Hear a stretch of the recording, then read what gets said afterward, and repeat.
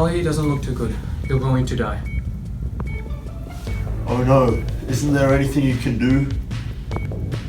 There is one thing, but it includes murder. What? We need to replace your kidney with a pig's kidney. This is called xenotransplantation. Xenotransplantation? What is that? Can you give us some background information? Sure. There are three categories to xenotransplantation. Animal external therapies, AETs, animal cell therapies, ACTs, and animal organ transplant, AOTs. AETs occur outside the patient's body. For example, a patient may be passed through a machine containing pig liver cells to remove toxic substances. Animal cell therapies, ACTs, involve in the transplantation of skin, bone marrow, and other clusters of specialized cells. Animal organ transplants, AOTs, are the most commonly recognized from xenotransplantation. They involve the entire transplant of entire organs such as hearts, lungs, and kidneys. One important factor to consider is the immune system. The immune system is a system in the body that is in charge of protecting us with diseases and foreign entities from entering in the body. However, during a transplant, the immune system picks up the organ as a foreign entity and rejects them. Nowadays, doctors use immunosuppressants that sort of numb the immune system so it doesn't reject the organ. However, this isn't 100% safe, as a research done by International Journal of Organ Transplantation Medicine recorded that after 1 year of surgery, 85.3% of patients still had functioning organs. Which one will I be having, Dr. Kailani?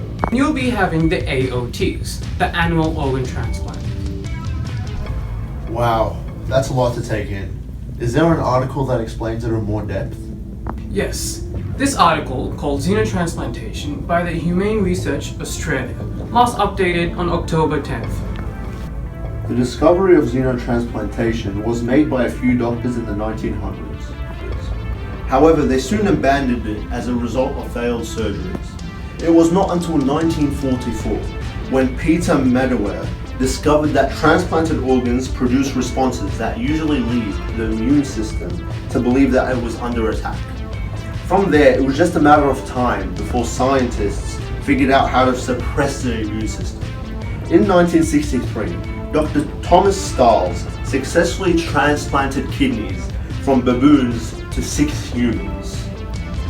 Can you guess what type of science will be related to this topic and give me an example? Well, if I had to guess... Well, xenotransplantation relates to genetics, in the sense that everyone is different, as we all have different genes. Therefore, everyone's immune system is different somewhat to each other. And that is why rejections exist, because the body doesn't identify the organ as part of its body. This can pose a problem to transplanting animal organs.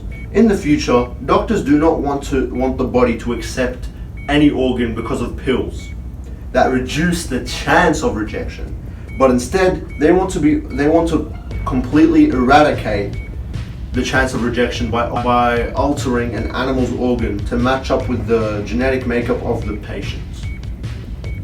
That's great. Do you also know why this discovery is important? Well, if I had to guess... As of July 2019, there are more than 113,000 candidates for transplant on the US national waiting list. The thing is, in 2018, there was only 17,500 people who wanted to donate their organs. Compare this to 113,000 people, and there is no way that everyone will be able to get a transplant. To combat this, scientists are trying to use animal organs in order to save human lives. As there are a lot of animals out there that take a very short amount of time to breed and mature compared to humans.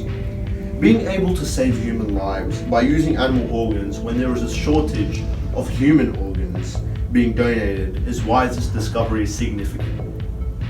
Wow, that makes a lot of sense. But before I make a decision, can you tell me what demographics are affected by xenotransplantation?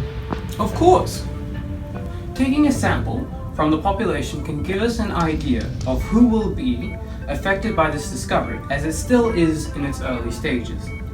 People were randomly surveyed and asked about their attitudes towards xenotransplantation.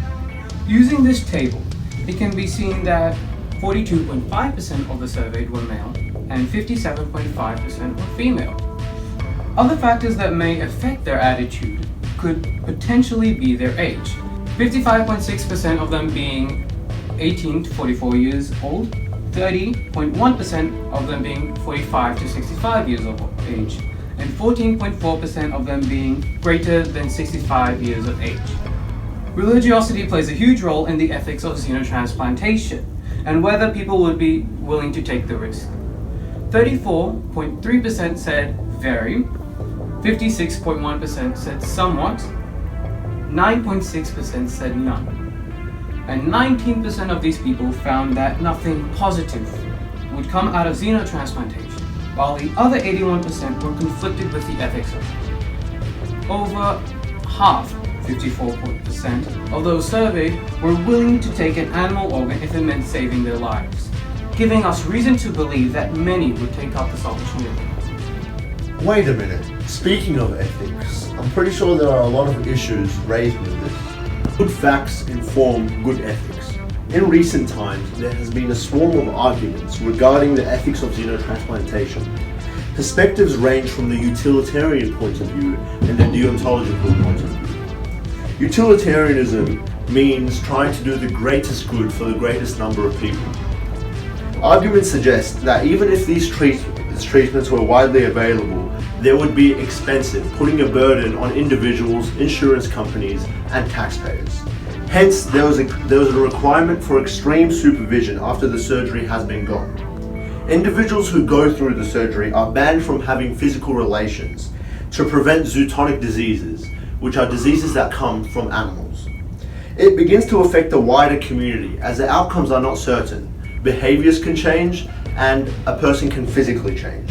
A change of self-identity within a person will be the most prevalent problem that the society has to face together, and it may differ and harm individuals who are abnormal.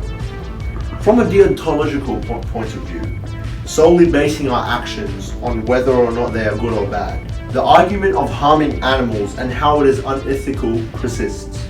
To get the organs of xenotransplantation, and animal organs must be harvested, which is seen as murder. Although a portion of the population has no problem with it, many people do.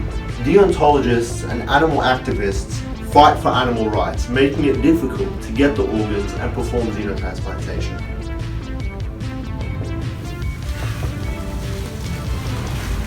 Wow, there are so many things to think about when making this decision. Do you still have any questions about this topic? Well, I have 3 questions, but you don't have to answer them now. 1, how expensive will the surgeries get, and how do we make them available to people that really need it? 2, how to ethically get a sustainable amount of animal organs? And 3, will medical practitioners have to go through extra trainings in university to be able to perform these surgeries? All great questions, but have you made your decision? I don't know. I'll have to consult it with my family.